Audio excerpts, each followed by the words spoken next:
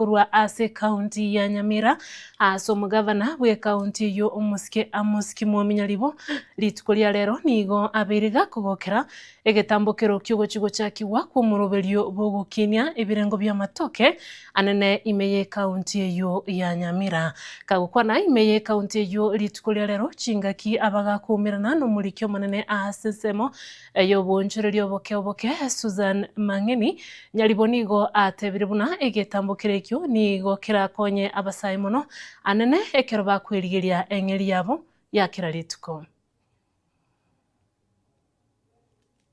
You know, Nyamira, as another Kenyan county, has a problem with the youth. There is a lot of unemployment. So this is one of the opportunities which, among many, which can open up for the youth to get engaged and make money out of it. As I had told you earlier, we started it by growing food. But now, it might appear the fibre business might be the main value chain. Although banana also, as a banana, has a lot of potential. And known to many, banana paste, meaning if we process banana to be a paste, there is a lot of demand in Europe and elsewhere for pharmaceutical industries and the food industries as a media of passing the medicine. So it's also a very big potential which you cannot satisfy. So going forward, I think the opportunities are opening. The youths will be out of the streets. The mothers in the villages will be getting value for their efforts.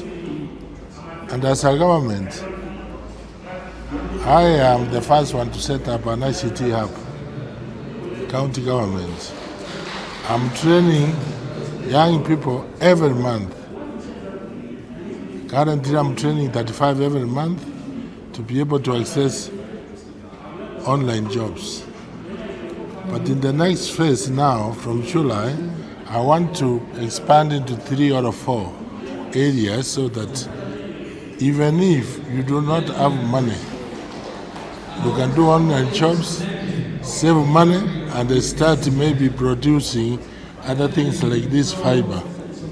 You can easily go. If you don't get Nyoda, because Nyoda cannot give everybody, you can get money from online and save and start a business of production, of value addition.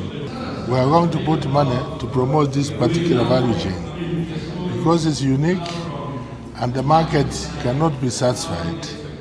So we hope we will team up with the national government because the aim of the national government is the same as ours, to be able to assist each other in alleviating